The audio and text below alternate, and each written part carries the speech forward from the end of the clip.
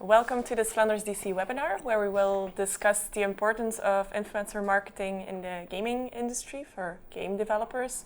I am Nathalie de Schepper from Flanders DC, and with me today is Axel Gekiere. He's a digital marketeer with a track record of setting up entrepreneurs and companies with their digital marketing strategies together with Google. And he is also the co-founder of Adshot. That's a platform that helps connect game companies with the right influencers in a professional way.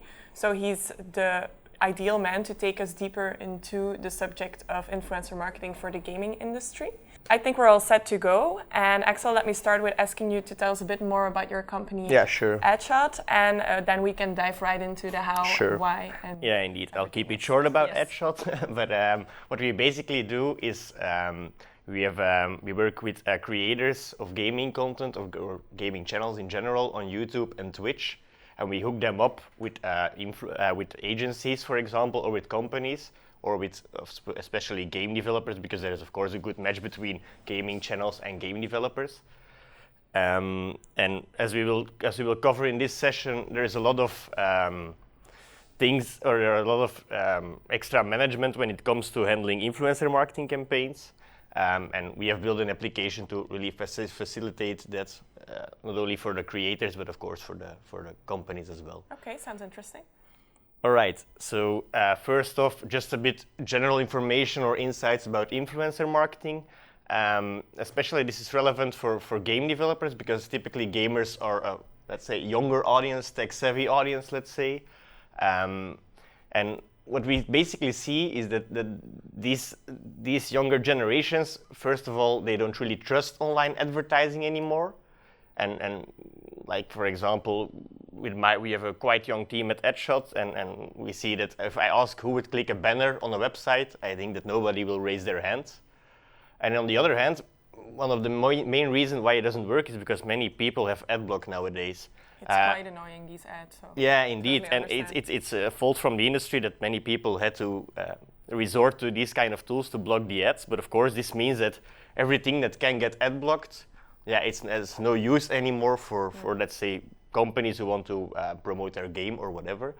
In 2016, there was 47% that used adblock, and now even I just saw a recent study, and it said that it goes up to 75% even for younger generations, especially. And younger generations, I mean typically, let's say, in their 20s or teenagers, etc. Okay. So let's say if you can't reach 3/4 of your population, then you need to resort to other means like influencer marketing. Because the good news is, for example, that 92% trust an influencer more than other, let's say, channels of advertising. So that's why influencer marketing is really important and should be important when it comes to promoting your game. You use the word trust. Influencer marketing has been around for a while now, and sometimes we start to feel that the term has a negative connotation when it comes to more commercial contents or commercial decisions. Is that the same for gaming influencers, or are they still more, how should I say, they have a great reputation when it comes to influencer marketing? Yeah, basically, like for example, what you're referring to is like the fashion industry and stuff. But there's a long track record between, let's say, influencers or celebrities and marketing, and indeed, it is more like the trust factor has diminished a bit. But gaming and marketing are quite new. So gamers are not typically, or influencers in the gaming sector are not typically your average celebrities, let's say. So there is still more trust because they just don't let's say participate in influencer marketing as much as, let's say, fashion influencers. And of course, trust, it all boils down to, is there a match between the brand and the influencer? And let's say we're talking to indie game developers today, I think then we're settled because there is at least a match. Okay, maybe not the type of game, but it's gaming with gaming. So I think that's quite trustworthy. Okay, good to hear that the credibility is still intact. Yeah, definitely. So first off, like I said, this session will be really practical, but I always want to start with this slide in every marketing presentation that I give, because this is, in my opinion, like the basic of marketing. Many people, when they think about marketing, they're talking about sales, but you need to think it in a more holistic view, let's say. So first off, you need to make people aware that your product or your game exists. I'll tie it down to gamers here, or game developers here. Then you need to drive consideration, make them interested about your game. And then, only then, once you have done these two first steps, then you can talk about really driving sales. And then the fourth step, and it's something that in games, I think it's not really that often forgotten, but let's say in traditional marketing it is, but really how to treat and how to, for example, create relationships with your existing customers, because many marketing efforts ends after the first sale, but of course there's way much more to be gained with people who are playing your game, for example, especially in games, extra downloadable content, extra freemium models, let's say, where they can purchase. So there should be a really strong focus in your marketing on people who are already bought your game. Okay, and in which of these steps is influencer marketing an important part? Yeah, any of them can be used, to be honest. Let's say, for example, I've written another example here, but I can tie it down to influencers if you like. For example, let's just say that somebody that you endorse an influencer and he's creating a video about your game. All their subscribers will see that game probably for the first time because it's something they don't know yet. So that's the awareness phase. They will see it. On the other hand, let's say some people became interested or heard somewhere else about the game that you're releasing, and they search on the internet, for example, about your game. Here you can see it as well in the example. There are videos that pop up in a search result page, and that can also be the influencer video, of course. So here in the division, it is really the videos that you see here were really collaborations between a division and influencers. So they kind of control, or at least try to control what content gets seen by people who are showing interest in the game. The third part is action. Definitely you can endorse influencers for that. Like, for example, when they are playing your game on Twitch, they can say like, and you can buy this game right now, share a link, maybe have a personal discount code, and so on and so on. And loyalty, this might be a bit more tricky, let's say, but it can be like you can reward your most loyal players with a meet and greet with an influencer, or that they can play the game together with the influencer or something like that. It needs to be a bit more creative, but it's still quite possible. And all right. Oh, sorry. So like I said, today we're going to really make I really wanted to make a practical presentation, let's say, and really try to cover all the steps from starting your influencer marketing campaign to really assessing the results, the performance, etc., etc. And I've also done it because I don't like marketing presentations where they talk about Google, Amazon, because they all have the budgets and I think I really try to cut it down to the budgets that are tailored to let's say indie game developers, and really create some kind of, let's say, a realistic presentation, a realistic view about what you can do with influencer marketing. So without further ado, of course, the first step is finding the right influencers. Finding the right influencers, people first, what I see that they do first is like they go on YouTube or they go on Twitch and they just start searching there. But that's actually not really a good way, because we have 8 million content creators or I don't know how many. Yeah. How are you going to find the right one for you? So with that said as well, it's also important that you, in the beginning, you think about what is your ideal influencer. And who is your ideal influencer? It's typically somebody who really resembles your ideal customer. So that you can say like, this kind of persona with these interests is a really good fit, is a really good influencer because he really fits my target audience, let's say. And here are some social discovery tools. What these tools basically do is they scrape YouTube or Twitch, in this case mostly YouTube, and they try to gather all the data from profiles that are on YouTube, and there you can use these filters to actually create lists. For example, I want people from that country, I want people who are interested in, I want people who play that kind of game, etc., etc. So the first one that we're going to cover is Social Blade. Social Blade is, like I said, all these tools, by the way, are free, or freemium at least, but you can always use them free. So Social Blade is really good for finding top lists about certain influence, let's say the top 100 influencers of Belgium, the top 100 gaming channels of Belgium, or in another country or worldwide. The main issue with Social Blade, in my opinion, is that it's mostly, like they say, the top channels always. But of course, indies on a budget, the top channels so you probably won't be able to pay someone with 20 million subscribers. Not that relevant for them. Yeah, indeed, definitely. But it's a good starting point to just see like, okay, who is, for example, is there someone in Belgium who is active? And of course, the top 100 in Belgium will also contain smaller influencers. Yeah, for and I example. think it's also important to know the really big fish as well, even if you can't afford them yet. But then you know what they are talking about and what's popular in the scene. Definitely, and how they handle things, how they handle influencer marketing campaigns, how they cover games, etc. Yeah. So definitely. The second one, and this is actually a quite weird one. I see that the URL is still wrong. I forgot to change it, but it should just Google channel crawler and you will find it. This is a weird one because it is some kind of project from a Dutch developer, but he didn't have any for-profit intentions with it. Okay. And that's why it's quite interesting to use, of course, because there are a lot of things of criteria which you can use to search profiles. But the nice thing here is that you get really an exhaustive list. You really get a full list of everybody who fits that criteria. Interesting. And why is that indeed interesting? Because like you have also Nox Influencer, and this is like a freemium tool, let's say. So you can also use a lot of filters to find relevant influencers, but the list is limited. Yeah. So and you have to pay if you want to see more. Yeah, definitely, indeed. It's also quite handy because you can really use a lot of filters and really have a detailed breakdown, but that's the difference where I said, I wanted to go to the previous one, between channel crawler and Nox Influencer is indeed that the exhaustiveness of the list, let's say. Yeah. So thank God for channel crawler. Yeah, indeed, definitely, and this, of course, is a bit of a self-pun, but it wouldn't be correct if I wouldn't put myself or ourselves in there. Adshot is a bit different between the others. Like I said, a typical discovery tool is somewhat that scrapes channels. So it's a bot or a crawler, as they say it, and they go on the website and they gather all the information and they kind of try to present it in a nice way. What we do is actually, we have an opt-in database. This means that people who you can find here, and Adshot is also free, you can use this for free, you don't have to work with us, this part is still free.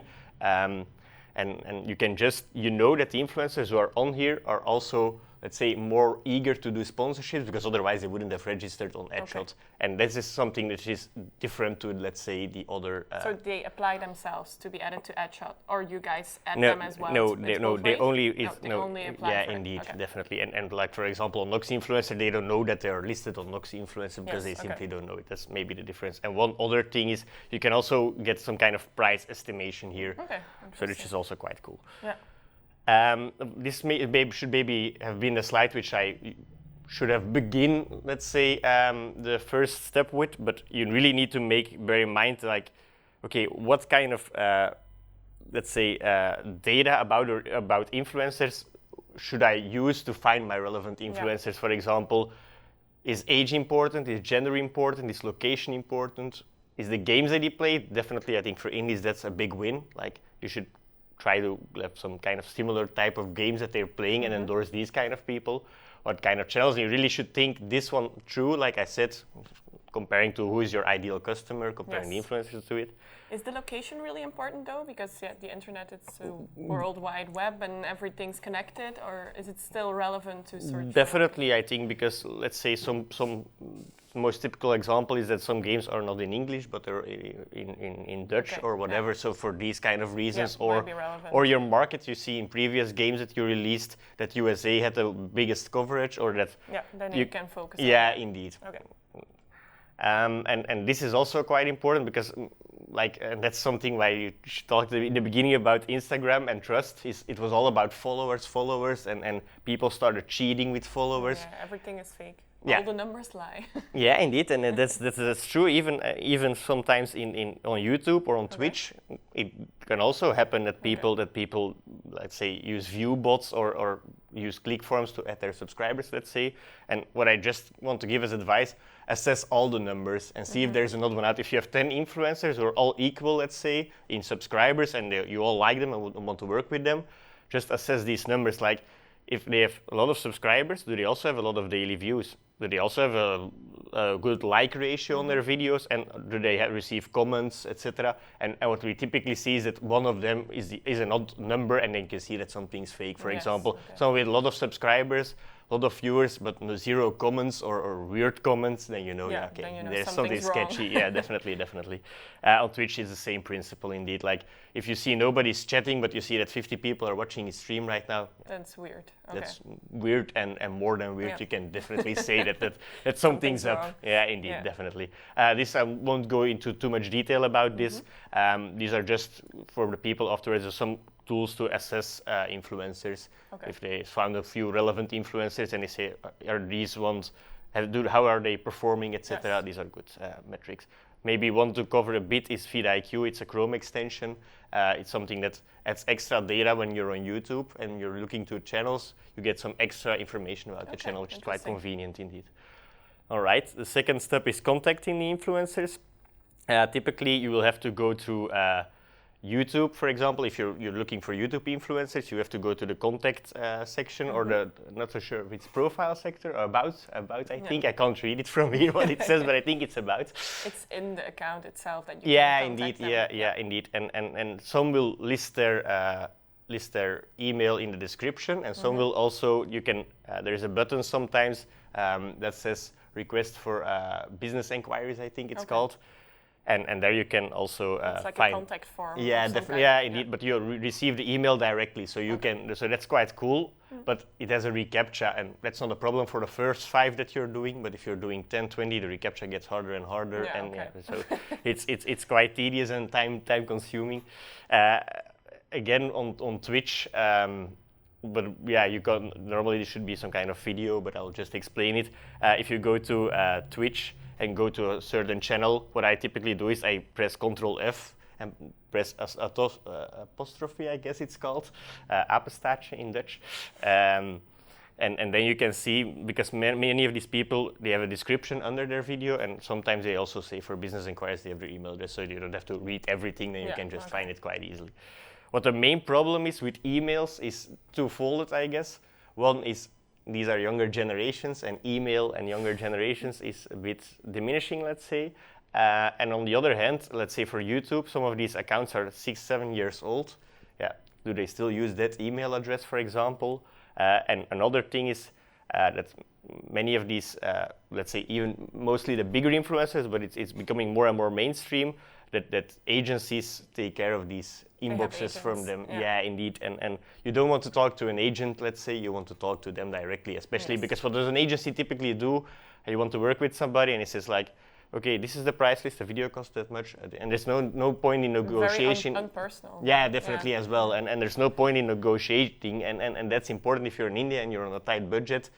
Yeah, you can't pay the prices of an agency, let's say. And you don't stand a chance even. Yeah, definitely. And so always look for a personal contact in some way if you can. Yeah, indeed, definitely. And I think the best way to do it in gaming is via Discord.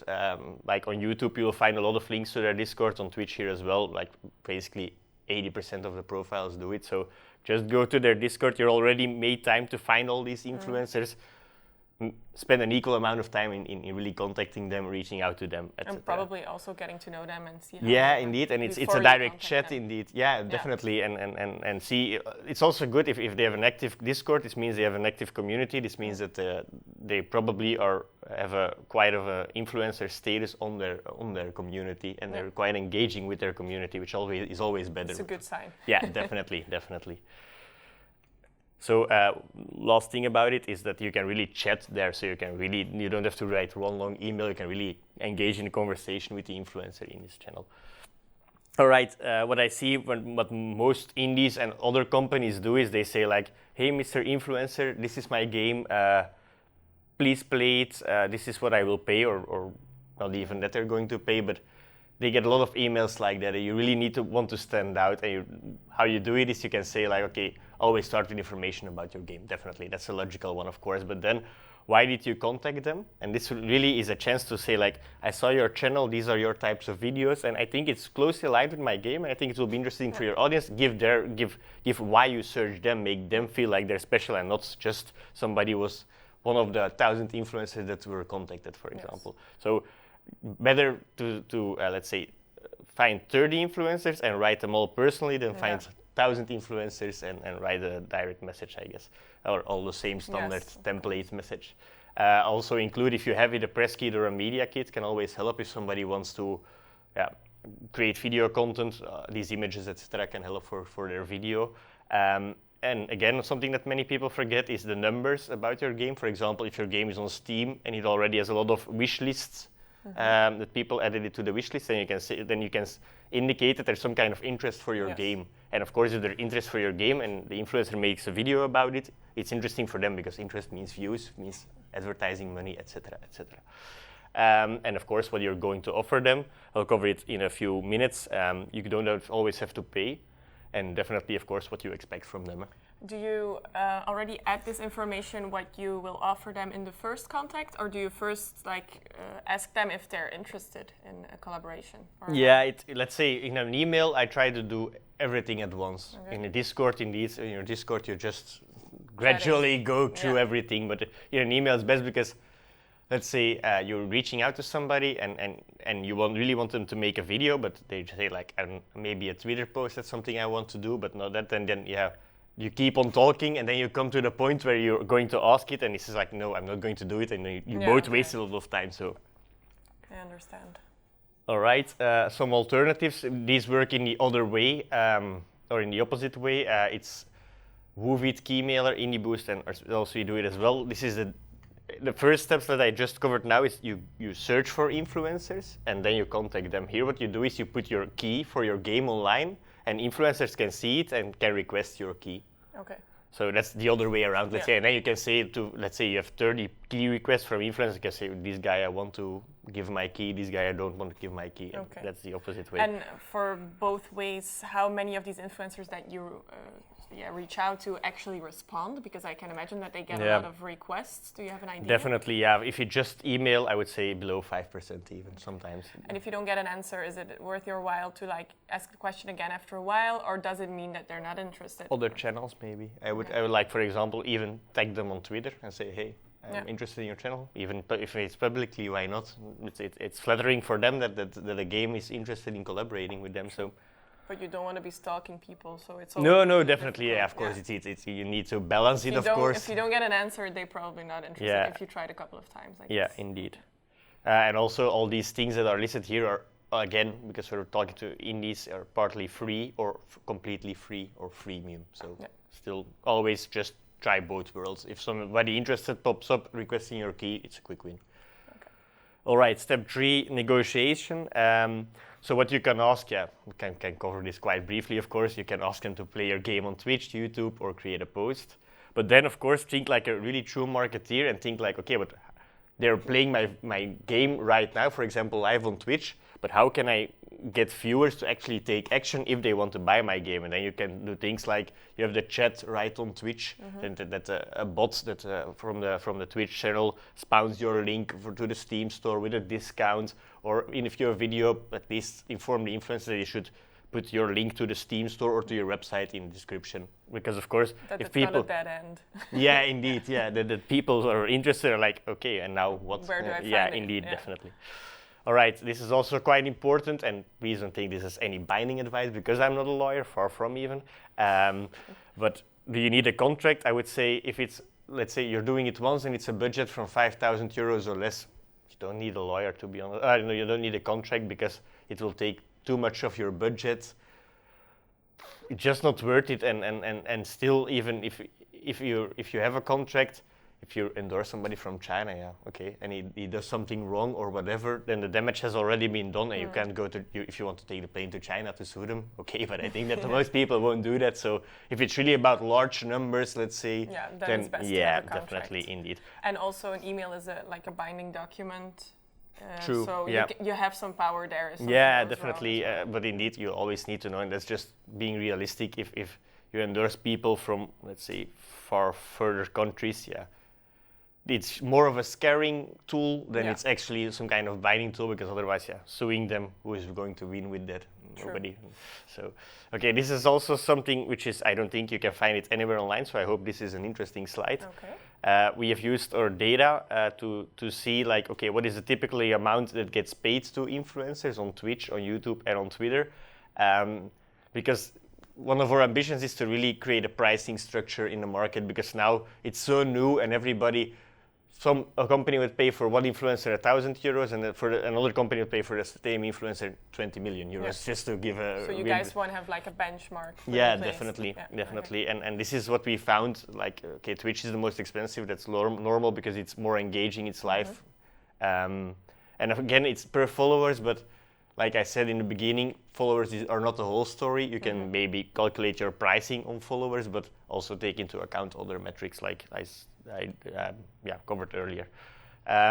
Again, these are also quite interesting. You have different remuneration models, so you can actually pay an influencer a fixed fee, like say, okay, create my video and you will get 500 euros because your channel is that big and you're that interested to me. You can also say, I will pay per views that you generate. I will pay per click. That's quite difficult. It's only on Twitter because YouTube and Twitch are view platforms and not click platforms. And you can also do a cost per sale. And what we typically see is everybody comes to us and says, "Yeah, I only want to pay when the sales." Yeah, but that's really not how we should do it, in my opinion, because you should also see like the influencer is also putting a lot of work in creating the video. Yes. So if let's say he spends 8 hours in just playing your game, getting footage, getting to know what he has to say about it, that's already something that's worthwhile. And paying people CPM, for example, or cost per sale, if the game is just not good or it doesn't really, there's not really a good connection with the audience of the influencer did his part. So I always says like, okay, at least my ideal situation is a fixed fee that is a bit lower because you're an indie, of course, and the normal prices that I stated, again, with combined with some cost per sale. But of course, it's cost per sale, you need tracking, etc. to do it also. It's not easy for everybody, of course. No, of course. All right, other ways to pay influencers. Like I said in the beginning, it's not only about cash. You can also offer other things like unique content. Let's say you invite 4 influencers who are the first ever to play your game and create video content about it. That's something that's worthwhile because it's unique content. It will attract viewers. It will grow their channel. So there's a win-win. Can you use that content that they create for you, or you have to agree with them? Yeah, I'll cover it. I think it's in the next slide, so I'll hold that question in a second and then I'll cover it. Then, of course, you can also game merchandise, for example, send it over to them, something cool about their game, your avatar or whatever. Or also something that I often see, which is also quite cool, is that game developers really create some unique thing. For example, let's say on Fortnite, Ninja received his own cape or something like that, so that's really cool. It's really a unique item, and I don't think it takes that much of effort to give one character, I don't know, to be honest, I'm not a game developer, but to give some unique item that only he has, or some unique thing that he can also, and this also boils down to the unique content aspect, of course. Yeah, it's very personal. Yeah, definitely.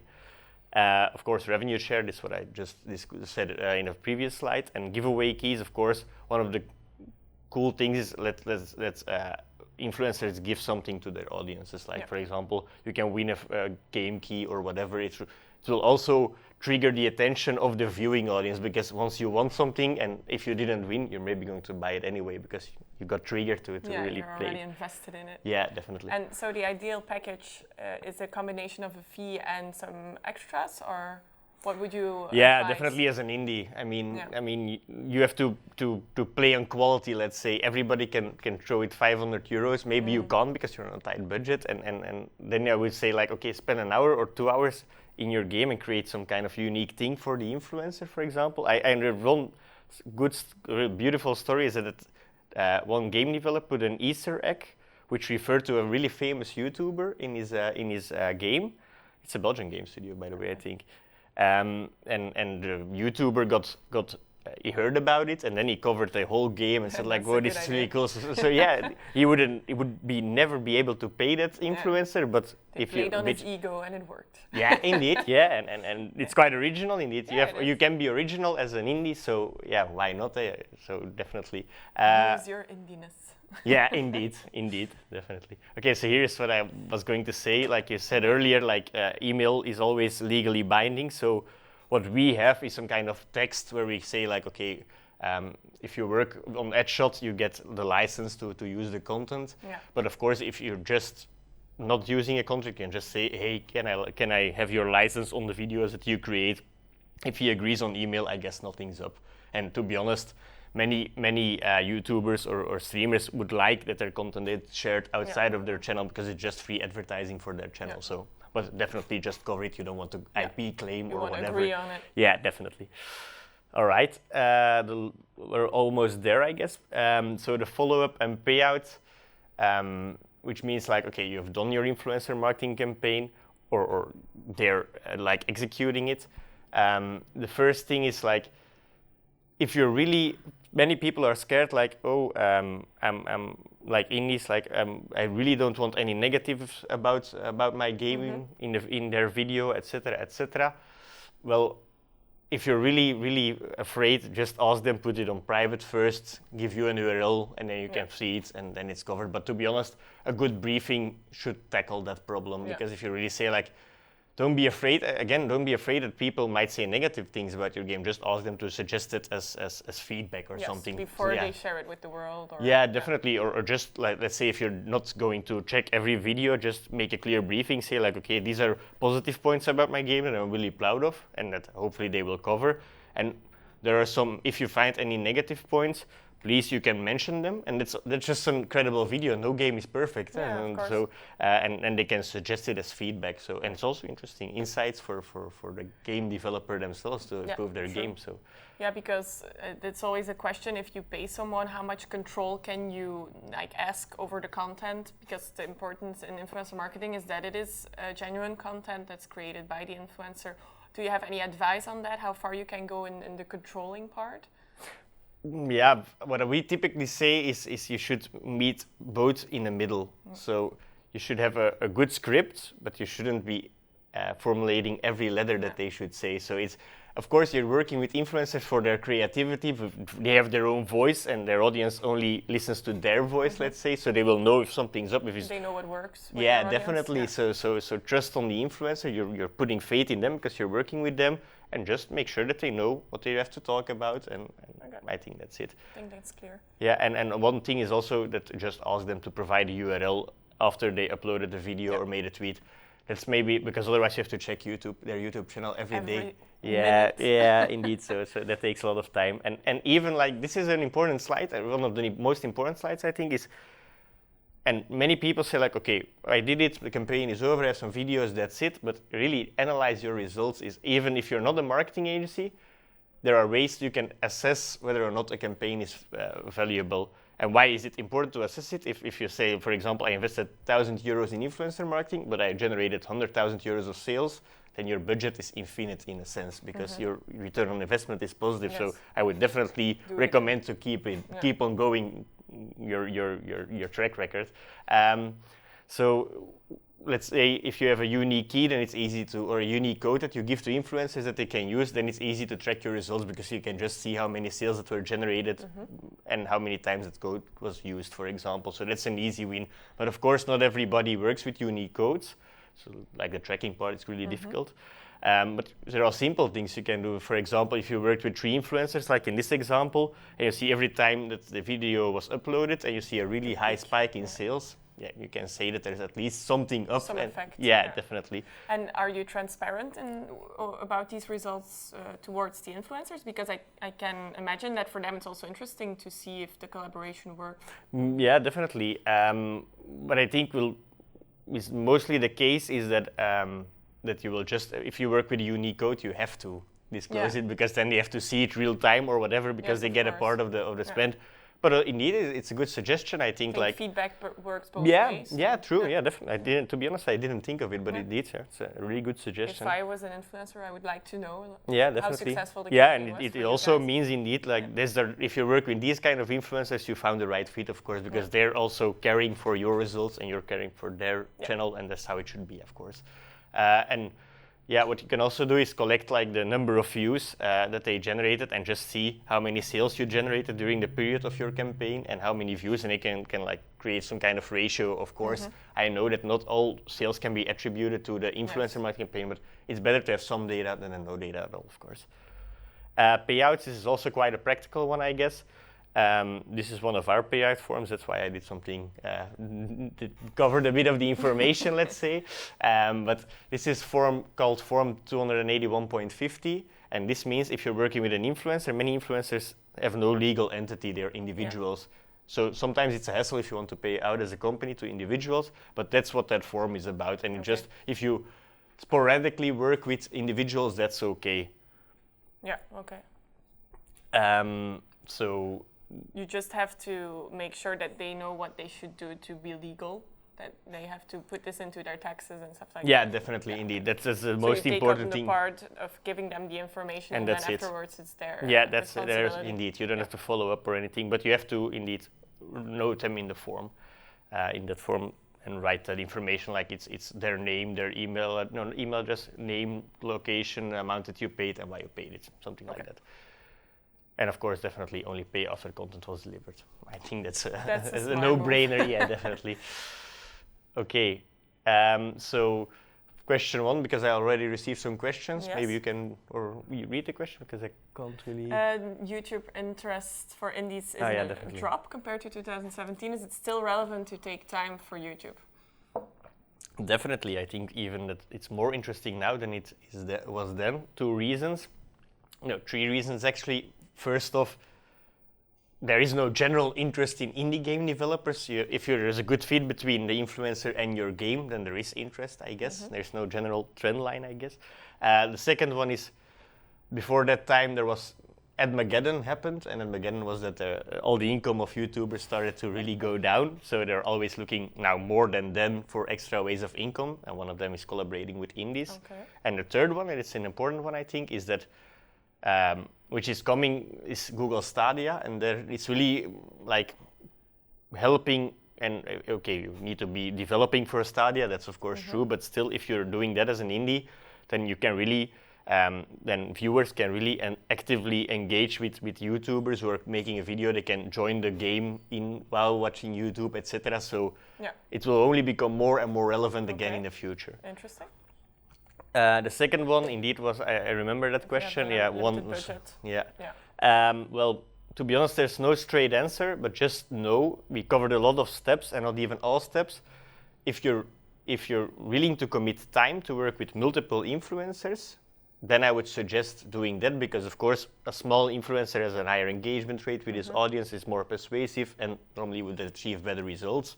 But know that you have to manage them, maybe 15 of these influencers. Yeah, because it's all small niche. And people that you. Yeah, definitely, and just the extra overhead that it takes, mailing them, contacting them, keeping in touch, following up. Yeah, for 15 people, trust me, it can take a lot of time. When you're putting up the process, it's better to contact more than one, definitely. Yeah, indeed, and it's also if you have 15 and you're able to work with them, and they achieve better results or achieve more views in general than at one mid-sized, okay, go for the 15. If you're not willing to spend too much time, go for the one mid-sized.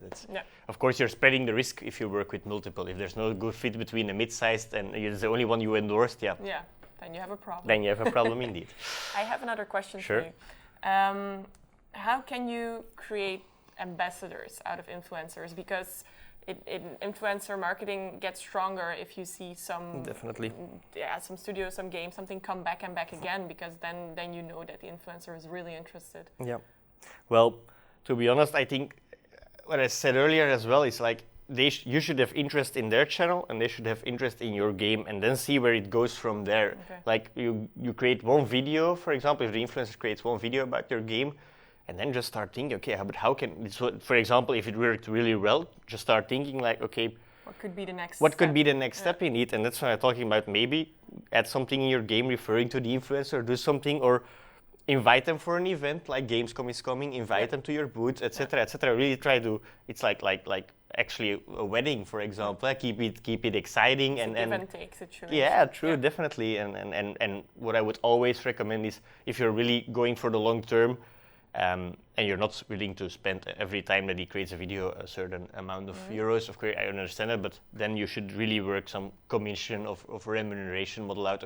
If you put your game on Steam, you already lose 30%, so why not just give a bit to influencers or actively really driving sales for your game? Okay. And then one final question. Are there certain trends or evolutions that you see in the game influencer scene? Yeah, definitely. I think one of the main, and I already covered it a bit, is the Stadia and on Twitch as well. It will all become more and more interactive.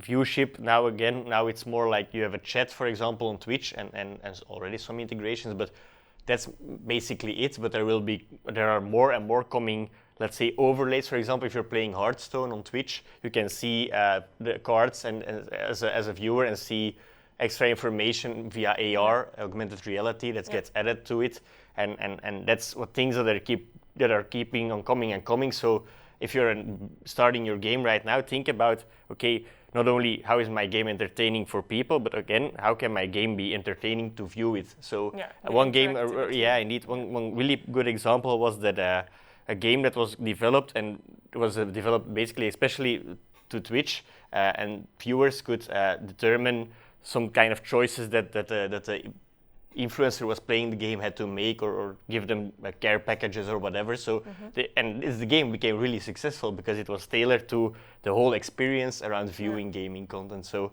definitely keep that in mind, I think, if you're starting to develop a game or in the process of developing a game, that not only think how it will entertain people to play it, but also people who are viewing it.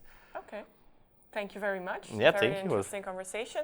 We will provide you guys with the whole presentation afterwards. Thank you for watching, and thank you for the interesting talk. I hope thank you you. guys enjoyed it, and hopefully see you next time. Bye. Bye.